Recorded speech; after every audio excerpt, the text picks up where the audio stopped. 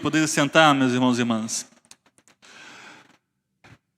Essa semana completou-se 40 dias após a Páscoa. Para quem conhece um pouquinho de Bíblia, vamos saber a EBD, o que aconteceu 40 dias depois da Páscoa? Vamos ver.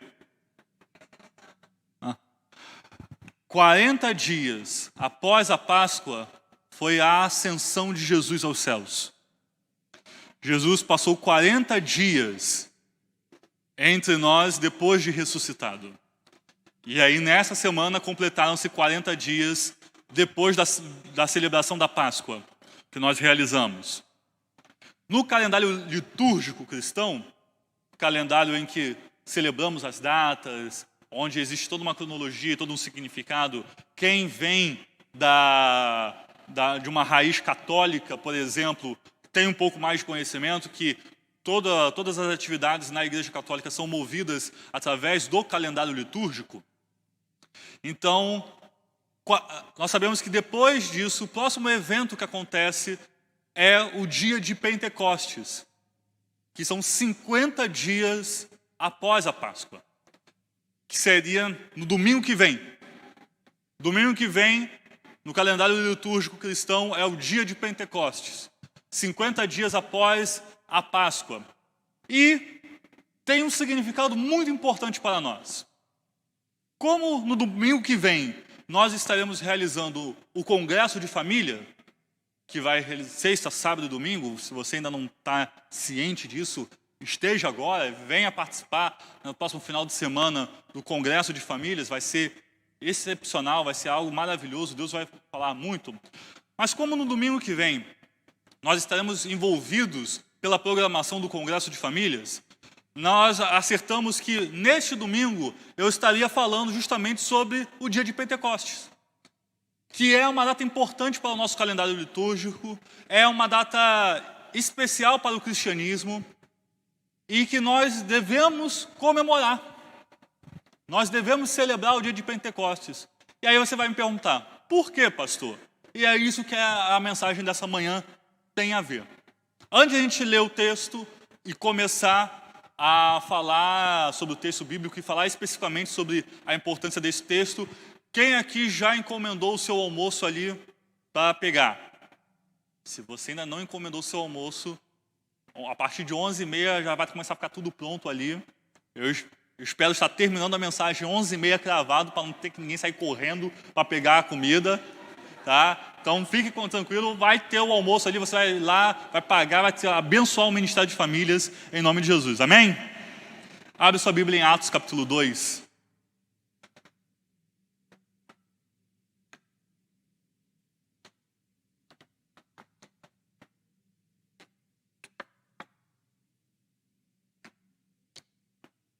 Por que nós devemos celebrar o dia de Pentecostes? Por que isso é tão importante no calendário cristão?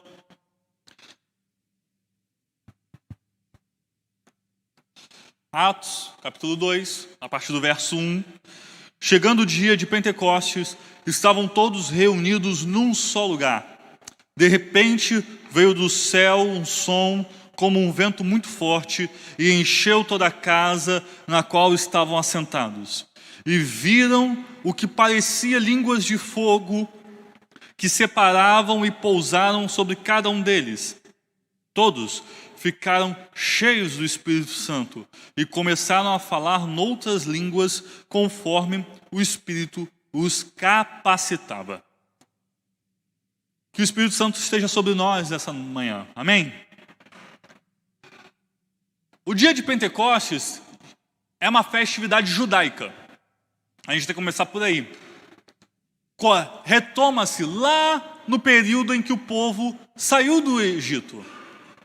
Porque era uma celebração que dá uma continuidade da Páscoa. São 7 semanas que separam a Páscoa de Pentecostes. 50 dias. 7 semanas, 49 dias. Aí no 50º dia celebra-se Pentecostes. Qual é a importância disso? Quando o povo sai do Egito, 50 dias depois, foi quando Moisés recebeu as tábuas da lei no Monte Sinai. Então, para o judeu, já tinha um significado importantíssimo. Você tinha a celebração da Páscoa, a liberdade do povo do Egito, tudo aquilo que envolvia a libertação, o milagre de Deus na vida do povo em sair daquela região da escravidão, caminhar para o deserto, e aí então Moisés se encontra com Deus no Monte Sinai e recebe então os 10 mandamentos ali. Então aquela celebração é uma celebração do momento em que Deus começa a dar a lei ao povo. É o momento em que Deus começa a orientar todo Israel em como irá viver a sua vida de liberdade. Então é também uma celebração da liberdade. Amém, irmão? Amém, graças a Deus. Então é toda uma celebração da liberdade do povo. E como Deus vai começar a orientá-los 50 dias após. Então, esse é o primeiro significado da celebração de Pentecostes para os judeus. E aí tem um segundo significado. Por uma questão também de data, batia, lembrando que Israel, toda a região de Israel está no hemisfério norte, então a questão de estações do ano são diferentes para nós que estamos no hemisfério sul. A época da colheita do plantio batia com a Páscoa e Pentecostes. Então, quando eles celebravam a Páscoa, iniciava-se o período da colheita, que no hebraico é chamado de Shavuot. Então, durante as 7 semanas que separavam a celebração da Páscoa e a celebração de Pentecostes, era todo o período da colheita, em que se colhiam todos os cereais, o trigo, a cevada, porque o trigo e a cevada eram a principal moeda de troca. Então, quem tinha terras para plantar e colher o trigo, colher a cevada, conseguiria ter muito dinheiro, conseguia ter mais dinheiro, porque o trigo era o principal, era o que fazia os pães. Então, tinha toda uma questão comercial também envolvida. Então, nesse período, entre a Páscoa e entre Pentecostes, era o período separado para a colheita. Eram as 7 semanas de colheita das terras. Então, o que o povo de Israel fazia? Chegava o período da Páscoa, celebração, 1 semana de festividades para a Páscoa, celebravam a Páscoa, comiam um cordeiro, toda a tradição que começou lá na saída do Egito, e após isso, eles começavam a colheita. Faziam a colheita dos trigos, dos cereais, e então, 7 semanas depois, todo mundo ia até Jerusalém, mais uma vez. Na Páscoa eles iam a Jerusalém para poder celebrar, e em Pentecostes ficavam em Jerusalém mais uma vez, para então levar as suas ofertas, levar as primícias, levar a primeira parte de tudo aquilo que eles colheram. As primícias e os dízimos eram levados e entregues no dia de Pentecostes. Então você tinha judeu de toda parte em Jerusalém celebrando Pentecostes ali naquele momento. Por isso é importante nós termos esse plano de fundo quando nós olhamos o texto de Atos e começamos a ver por que Deus agiu no dia de Pentecostes, para que se cumprisse a profecia de Joel. O projeto de Deus para nós, enquanto seres humanos, eu quero que você repita comigo assim: eu sou a continuidade da missão de Deus. Tudo isso tem a ver com Pentecostes. Nós somos a continuidade da missão de Deus. Isso na teologia nós chamamos de missio Dei. É o termo utilizado para explicar aqui, para a salvação do mundo, para o projeto de Deus para a humanidade, Deus enviou o Filho, que morreu por nós e nos deu a liberdade dos pecados. E depois, cumprindo aquilo que Jesus disse lá em João capítulo 14, ele foi para o Pai e enviou o Espírito. Então o Pai envia o Filho e o Filho envia o Espírito. E aí nós podemos ler em Atos capítulo 1, versículo 8, e vocês receberão poder quando vier sobre vós o Espírito Santo. Então o Pai envia o Filho envia o Espírito, e o Espírito nos envia a todos os cantos do mundo para pregar o Evangelho. Vocês entenderam isso? Isso é o conceito da missão de Deus, a missio Dei, a missão de Deus para a humanidade. Ele enviou o Filho enviou o Espírito, e o Espírito então nos envia para proclamar o reino de Deus, para levar o reino de Deus a todo o canto do mundo. Por isso que é importante celebrarmos Pentecostes. Pentecostes tem a ver com o envio do Espírito Santo para nós. Pentecostes tem a ver com o despertar dos dons sobre cada pessoa. O Pentecostes tem a ver com o surgimento da igreja. Qual é a data de comemoração do aniversário da igreja cristã? Ontem, pela graça de Deus, foi o meu aniversário, eu fiz 34 anos. Então, qual é o aniversário da igreja? A igreja de Cristo. Não a igreja batista na Pauliceia, mas a igreja de Cristo. Pentecostes. O surgimento da igreja é na data de Pentecostes.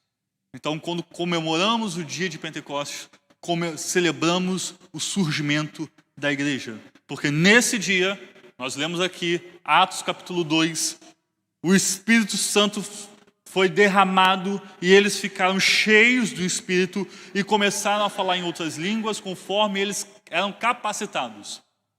E aí vem aquela questão do contexto que eu estava falando. Haviam ali judeus de todas as áreas, de todas as regiões que estavam para celebrar o dia de Pentecostes. E aí fala, versículo 7, capítulo 2, versículo 7. Atônitos e maravilhados, eles perguntavam: acaso não são galileus todos esses homens que estão falando? Como os ouvimos cada um de nós em nossas próprias línguas maternas? Partos, medos, elemitas, habitantes da Mesopotâmia, da Judéia, da Capadócia, de Pôncio e da província da Ásia, Frígia e Panfícia, Egito e de partes da Líbia, próximas a Cirene, visitantes vindo de Roma, tanto judeus quanto convertidos ao judaísmo, cretenses e árabes, nós os ouvimos declarar as maravilhas de Deus nas nossas próprias línguas. Então essa festa das semanas faziam com que haviam habitantes de várias regiões lá. E Deus, o Espírito Santo, começa a se manifestar com essa provisão de línguas. E todos começam então a ouvir em vários idiomas. E na festa de Pentecostes, então, o Espírito Santo começa a agir no meio da igreja. E levanta-se Pedro, representando os apóstolos, e começa a pregar, e começa a falar que a partir daquilo ali, cumpre-se a profecia de Joel. E aí ele fala novamente a profecia de Joel. Nós podemos ver aqui no versículo 16, Pedro falando: ao contrário, isto é o que predito pelo profeta Joel. Nos últimos dias, diz Deus, derramarei o meu espírito sobre todos os povos. Os seus filhos e suas filhas profetizarão, Os jovens terão visões, os velhos terão sonhos. Sobre os meus servos e servas derramarei o meu espírito naqueles dias, e eles profetizarão. Mostrarei maravilhas em cima no céu e sinais embaixo na terra, sangue, fogo e nuvens de fumaça. O sol se tornará em trevas e a lua em sangue, antes que venha o grande e glorioso dia do Senhor. E todo aquele que invocar o Senhor será salvo. Amém? Quando nós vemos a profecia de Joel sendo cumprida, existe esse texto final que fala: todo aquele que invocar o Senhor será salvo. Antes, para se tornar salvo, havia uma institucionalidade de regras. Havia um pacto estabelecido no judaísmo em que você deveria cumprir todos os rituais. E assim você teria a possibilidade da sua salvação. Você teria que ser circuncidado, no caso dos homens, teria que cumprir todos os rituais, precisava celebrar a Páscoa uma vez na vida em Jerusalém, você precisava entregar os seus dízimos e suas ofertas. Tudo isso era necessário para a garantia da salvação. Era o cumprimento da lei. A lei que foi dada a Moisés nos 10 mandamentos, 50 dias após a saída do povo no Egito. Era o cumprimento da lei. Quando o Espírito Santo de Deus é derramado sobre todas as pessoas no dia de Pentecostes, então você não precisa mais cumprir toda a normativa de regras. Todo aquele que invocar o Senhor será salvo. A salvação agora não é mais um quesito legislativo, é um quesito de fé. A salvação agora é pela fé e não mais pela lei, não mais pelo cumprimento. Termina-se, nós falamos isso, que no calendário salvífico acaba-se o período da lei, inicia-se o período da graça. Todo aquele que invocar que Jesus é Senhor e Salvador e crer com seu coração nisso, será salvo. Então, é um dia especial, porque nós entendemos que nesse dia inicia-se uma nova época para toda a humanidade. O Espírito Santo agora começa a habitar em todo aquele que crê. Nós entendemos na teologia que o Espírito Santo era algo que no Antigo Testamento e até o dia de Pentecostes não era algo permanente. Você vê, por exemplo, Davi no seu salmo falando: Senhor, não retire de mim o teu Espírito. Porque entendia que o Espírito de Deus só era presente na vida de poucas pessoas. Na vida das pessoas que tinham poder e autoridade, sacerdotes, profetas, reis. O simbolismo dessa presença do Espírito Santo era a unção. Profetas, sacerdotes e reis, todos eles eram ungidos com óleo. E aí então essa representação do óleo, do azeite, sendo derramado sobre sua cabeça, era a autoridade e um significado de que ali a presença de Deus está sobre aquela pessoa. Mas se aquela pessoa então não cumprisse, não andasse segundo todas as normas de Deus, as normas que estavam estabelecidas na lei, então o Espírito Santo sairia. E essa pessoa então perderia a sua autoridade. Por que Davi tem esse medo? Por que Davi no seu salmo fala: Senhor, não tire de mim o teu Espírito? Porque ele viu isso acontecendo com Saul. Saul é desobediente e mata pessoas e deixa algumas coisas intactas com interesse financeiro, não cumprindo a ordem de Deus na qual ele deveria realizar. E então Deus fala: não tenho mais prazer em Saul. E aí, a partir de então, a presença de Deus em Saul é retirada. Lembrando, quando Saul foi ungido rei de Israel, ele começou a profetizar.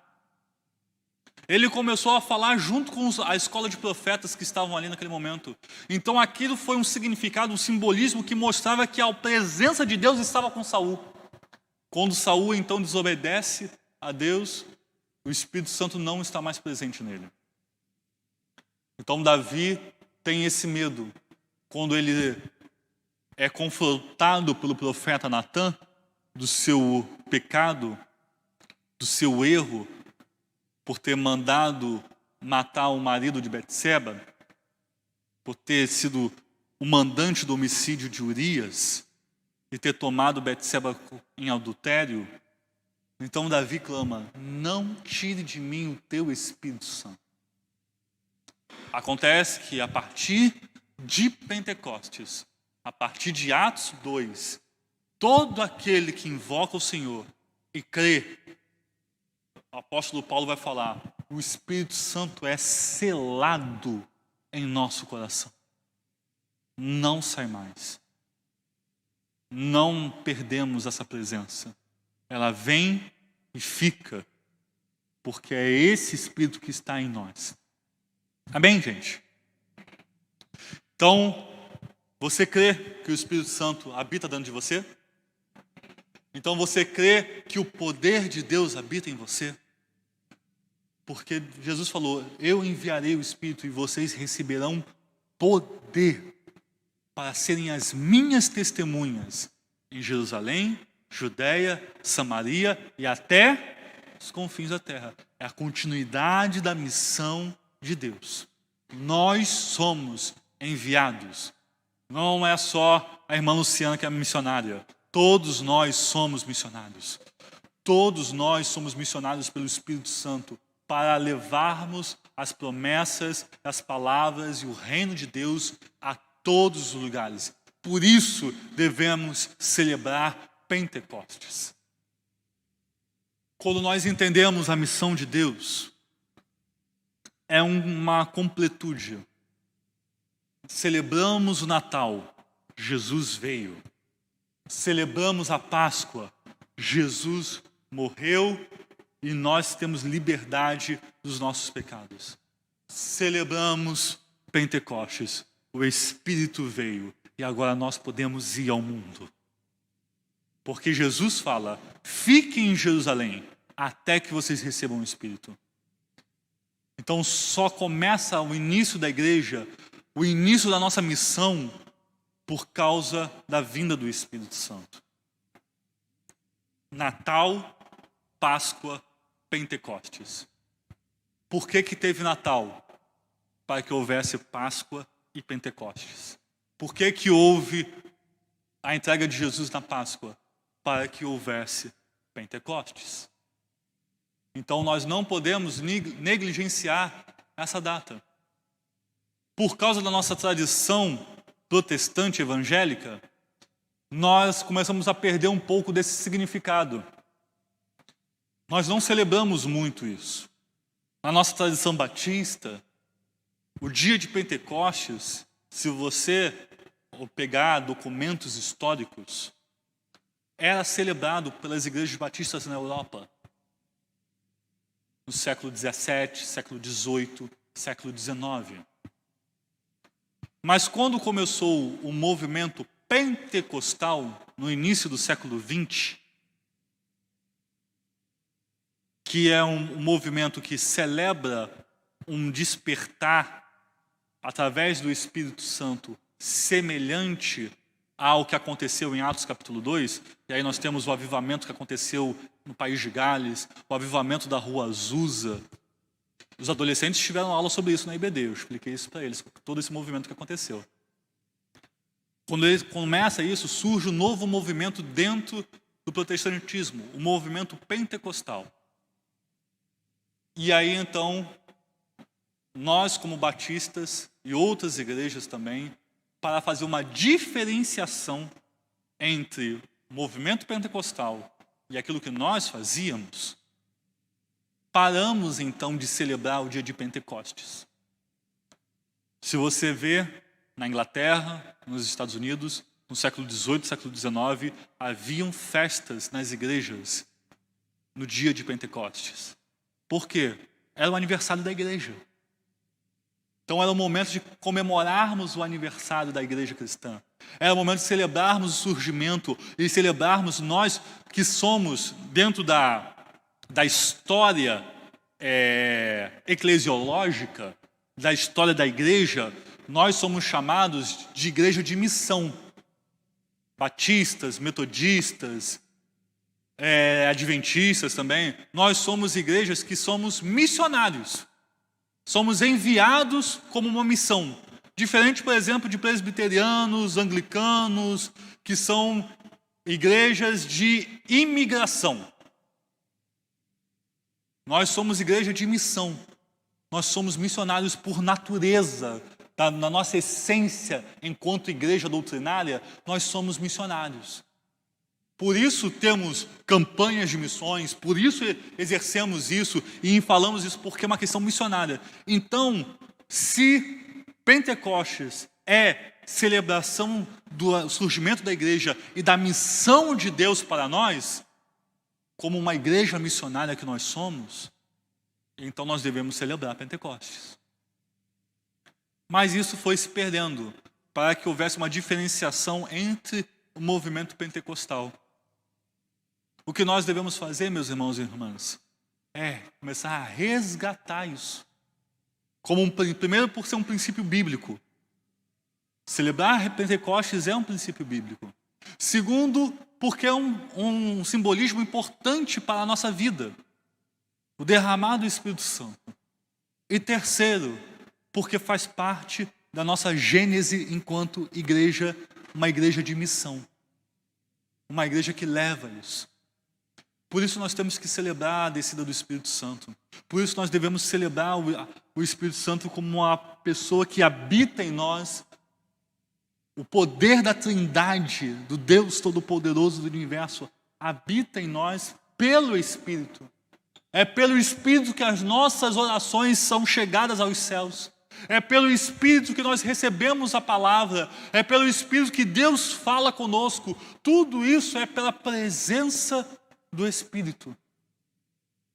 E para encerrar, já que nós estamos falando do mês de família, Espírito, no hebraico, é ruá. O Espírito, sempre quando é no Antigo Testamento falado, ele tem essa pronúncia, ruá. E ruá é feminino.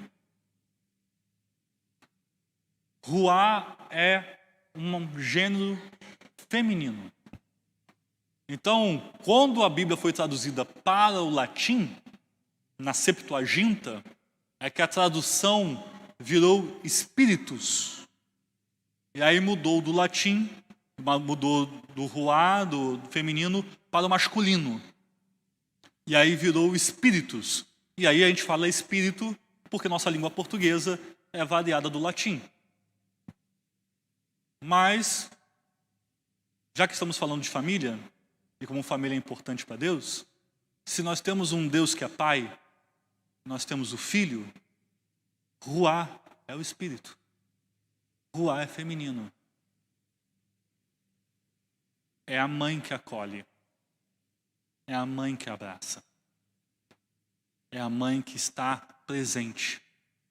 Se o Espírito é o Consolador, quando você pede colo, uma criança pede o colo da mãe. E o Espírito faz esse papel. Por isso que família é tão importante para Deus. Porque nos elementos da Trindade existe uma representação de uma família. Um pai, um filho e o Espírito, que é ruá. Por isso, o Espírito tem um poder fortíssimo sobre nós. Tem uma representação importante sobre nós. E por isso nós devemos celebrar o dia de Pentecostes. a presença de Deus em nós, a presença daquilo que nos deu a liberdade e que nos deu uma nova época de liberdade a partir do Espírito Santo, que nos envia para o mundo para completar essa missão de Deus sobre nós e que nos consola, nos abraça, está em nós o tempo todo, nos dando a orientação de Deus e do Espírito Santo. Por isso nós devemos celebrar Pentecostes. Que nos nossos próximos anos e nos próximos dias, sempre possamos ter a gratidão a Deus e a presença de celebrarmos o Espírito Santo de Deus. Jesus veio, nasceu, morreu, ressuscitou e enviou o Espírito para nós, para que nós pudéssemos viver um novo tempo, uma nova era, e chamados por Deus para completar e enviá-lo, e enviar o reino de Deus a todos os cantos do mundo. Amém? Vamos ficar de pé, vamos orar para encerrar.